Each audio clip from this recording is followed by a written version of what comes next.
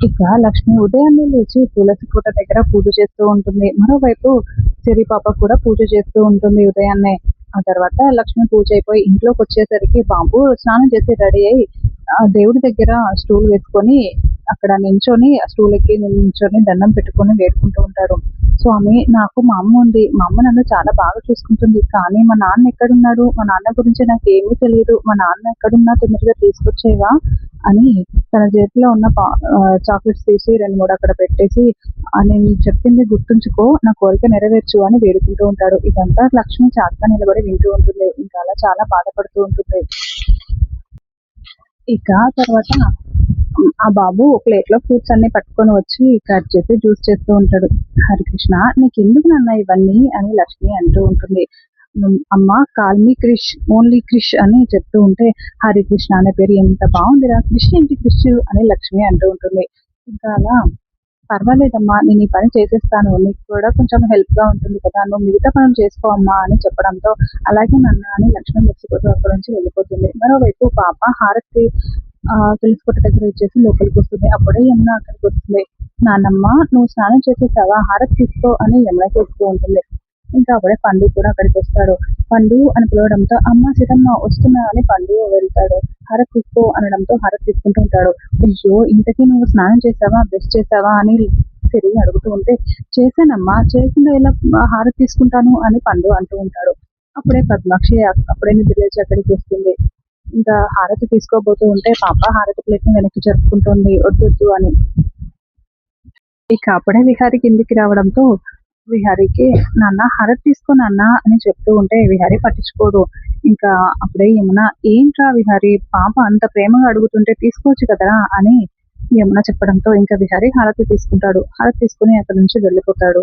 ఇంకా పద్మాక్షి, "ఏంటే, నేనేమో హారతి ఇస్తుంటే వెనక్కి లాక్కున్నావు, మీ నాన్నకేమో పిలిచి మరీ ఇచ్చావు" అని అంటూ ఉంటే, "నువ్వు స్నానం చేయలేదు కదా" అని పాప అంటుంది. "మీ నాన్న కూడా స్నానం చేయలేదు కదే" అని అంటూ ఉంటే, "మా నాన్న స్నానం చేయకపోయినా చెప్పులు లేకుండా వచ్చారు. నువ్వు చెప్పులు వేసుకొని ఇల్లంతా తిరుగుతున్నావు" అని అంటూ ఉంటుంది. అప్పుడే సహస్ర కూడా అక్కడికి వచ్చి, "అయినా ఏంటే, ఇంట్లో నీకన్నీ మోడర్న్ డ్రెసెస్ ఉంటే ఈ పట్టు లంగా ఎందుకేస్తున్నావు" అని అడుగుతూ ఉంటే, "నాకు ఇదే నచ్చిందమ్మా, నాకు ఇదే కంఫర్ట్‌గా ఉంటుంది" అని పాప అంటూ ఉంటుంది.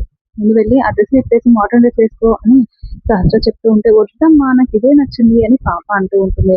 ఇంకా యమున కూడా, "దానికి అదే నచ్చిందంటే అదే ఉండనివ్వమ్మా, ఎందుకు దాన్ని అలా ఇబ్బంది పెడుతున్నావు" అని చెప్పడంతో, "సరే, నీ ఇష్టం" అని అక్కడి నుంచి వెళ్ళిపోతుంది. ఆ తర్వాత యమున బయట గార్డెన్‌లో కూర్చొని బాధపడుతూ ఆలోచిస్తూ ఉంటుంది. ఇంక అప్పుడే పాప అక్కడికొచ్చి, "ఏమైంది నాని" అని అంటూ ఉంటే, "ఏం లేదమ్మా" అని యమున చెప్తూ ఉంటుంది. "చెప్పు నాని, నువ్వెందుకు బాధపడుతున్నావో నాకు తెలుసులే" అని అంటూ ఉంటే, "అలా ఏం లేదులే అమ్మా" అని యమున అంటుంటే, "ఈరోజు నాన్న బర్త్‌డే కదా! అందుకోసమే కదా నువ్వు బాధపడుతున్నావు" అని అంటూ ఉంటే, "అవునమ్మా, ఇదివరకే మీ నాన్న బర్త్‌డేని చాలా గ్రాండ్‌గా సెలబ్రేట్ చేసేది.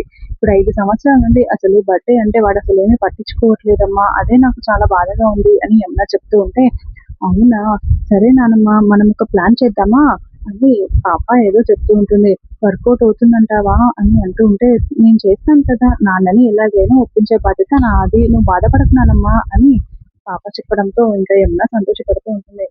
ఆ తర్వాత ఆహ్, హరికృష్ణ బీచ్‌లో అక్కడ జ్యూస్‌లు అమ్ముతూ ఉంటాడు. లక్ష్మి మరోవైపు ఉంటుంది. ఇంకా అప్పుడే ఒకతను ఫోన్ మాట్లాడుకుంటూ జ్యూస్ తాగేసి వెళ్ళిపోతూ ఉంటాడు. ఇంకా హరికృష్ణ, "సార్, సార్ ఆగండి సార్" అనుకుంటూ అతని వెనకాల పరుగులు పెడుతూ ఉంటాడు. అప్పుడే ఒక కార్ స్పీడ్‌గా వచ్చి హరికృష్ణని గుద్దబోతూ ఉంటే, అప్పుడే విహారీ వచ్చి, "రేయ్" అనుకుంటూ ఆ బాబుని పక్కకి లాగేస్తాడు. "రేయ్, చూసుకోవారా? చూసుకోకుండా అలా వెళ్తున్నావేంటి" అని అంటూ ఉంటే, "అది కాదు సార్" అని హరికృష్ణ చెప్తూ ఉంటాడు. "అయినా ఏంట్రా రోడ్డు మీద అలా పరుగులు, చూసుకోవాలి కదా" అని చెప్తూ ఉంటే, "సూపర్ మ్యాన్" అని బాబు అంటూ ఉంటే, "సూపర్ మ్యాన్ ఏంట్రా" అని హరి అడుగుతూ ఉంటాడు. "ఆ రోజు రౌడీల దగ్గర నుండి నన్ను కాపాడారు కదా మీరు" అని అంటూ ఉంటే, "ఓహ్! అవునా! అయినా నీకేంట్రా వాళ్ళతో గొడవ" అని హరి అడుగుతూ ఉంటే, "వాళ్ళు మా అమ్మ గురించి పిచ్చి పిచ్చిగా మాట్లాడారు. అందుకే నాకు చాలా కోపమొచ్చింది. అయినా థాంక్స్ సూపర్ మ్యాన్" అని చెప్తూ ఉంటాడు. అంటే, "ఏంట్రా, ఎందుకలా పరిగెడుతున్నావు" అని హరి అతని స్టాల్ దగ్గరికి వచ్చి అడుగుతూ ఉంటే, "ఇవన్నీ ఏంట్రా" అని అంటూ ఉంటే, "ఇది ఏబీసీ జ్యూస్, మీరు జ్యూస్ తాగుతారా" అని అంటూ ఉంటాడు. ఇంకా అప్పుడే "రే ఏంట్రా నా వెనకాల ఎందుకు పరిగెత్తుకుంటూ వచ్చావు?" అని ముందు వెళ్ళిన వ్యక్తి అక్కడికొచ్చి అడుగుతూ ఉంటాడు.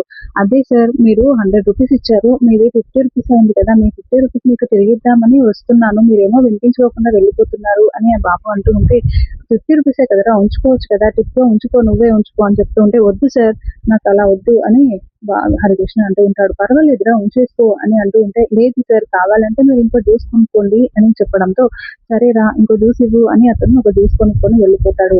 "అదేంట్రా డబ్బులిస్తే తీసుకోవట్లేదు" అని విహారి అడుగుతూ ఉంటే, "లేదు సార్ నేను కష్టపడ్డది మాత్రమే నాకు కావాలి. ఫ్రీగా నేనెందుకు తీసుకుంటాను" అని ఆ బాబు అంటూ ఉంటే, "నువ్వు స్కూల్‌కెళ్ళావారా" అని విహారి అడుగుతూ ఉంటాడు.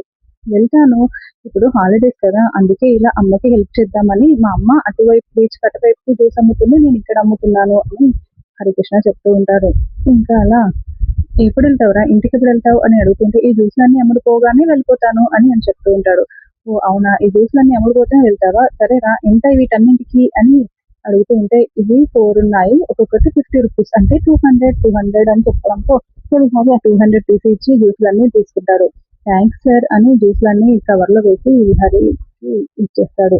ఇంకలా విహారీ వెళ్ళిపోతూ ఉంటే అప్పుడే లక్ష్మి దగ్గరికి ఒక ఆవిడ వెళ్లి, "అమ్మ సిరి మీ బాబుకి అక్కడ కారు గుద్దబోయింది తెలుసా?" అని చెప్పడంతో ఇంకా లక్ష్మి కంగారు పడుతూ, "ఒక్క నిమిషం ఇక్కడ స్టాల్ చూసుకుంటూ ఉండండి. నేను ఇప్పుడే వస్తాను" అని హరికృష్ణ దగ్గరికి పరిగెత్తుకుంటూ వస్తుంది. హరికృష్ణ "ఏమైందిరా?" అని అంటూ ఉంటే, "ఏం లేదమ్మా అలా కారొచ్చింది. సూపర్ మ్యాన్ వచ్చి కాపాడాడులే" అని బాబు చెప్తూ ఉంటే, "సూపర్ మ్యానా? సూపర్ మ్యాన్ ఎవర్రా?" అని అంటూ ఉంటే, "అదిగో చూపిస్తాను పదా" అని అంటూ విహారిని కారెక్కుతూ ఉండగా చూపిస్తూ ఉంటారు.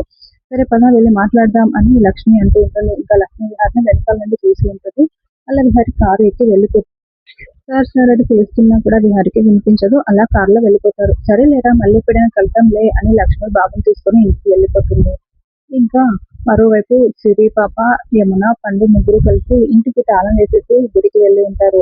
ఇంకక్కడ "అమ్మ సిరి వస్తాడంటావా?" అని యమున అంటూ ఉంటే, "చూడు నానమ్మ నేను అదే కదా ప్లాన్ చేశాను" అని పాప అంటూ ఉంటుంది. అప్పుడే హరి ఇంటికి వస్తాడు. ఇంటికి లాక్ చేసి ఉంటుంది. "అదేంటి ఇంటికి తాళం వేసి వీళ్ళంతా ఎక్కడికి వెళ్లారు" అని అనుకుంటూ పండుకి ఫోన్ చేస్తూ ఉంటాడు.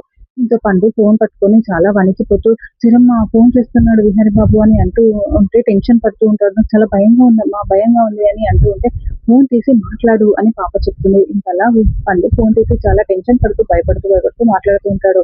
ఇంకా "గుడికి వచ్చాం విహారి బాబు" అని చెప్పడంతో, "గుడికెందుకెళ్లారురా? అయినా ఫైల్ ఎక్కడ పెట్టావు?" అంటే, "అది మా కార్‌లోనే ఉంది" అని పండు చెప్తాడు. "కార్‌లో ఎందుకు పెట్టుకొని గుడికెళ్ళావురా?" అని విహారి అడుగుతుంటే, "అది విహారి బాబు గుడి నుండి ఇంటికి వెళ్ళేటప్పుడు మీకు ఇచ్చేసి దారిలో ఇచ్చేసి వెళ్దామని పెట్టుకొని వచ్చాను" అని అంటూ ఉంటే, "ఏ గుడి దగ్గరున్నారు?" అని విహారి అడగడంతో, "పలానా గుడి" అని పండు చెప్తాడు. "సరే నేను అక్కడికే వస్తున్నా" అని విహారి అనడంతో, "అమ్మ వస్తున్నా అన్నాడమ్మా" అని చెప్పడంతో, "ఇక్కడి వరకైతే రప్పించగలిగాం కానీ వాడిని లోపలికి తీసుకెళ్లడం ఎలాగో" అని యమున చాలా టెన్షన్ పడుతూ విహారి కోసం వెయిట్ చేస్తూ ఉంటుంది.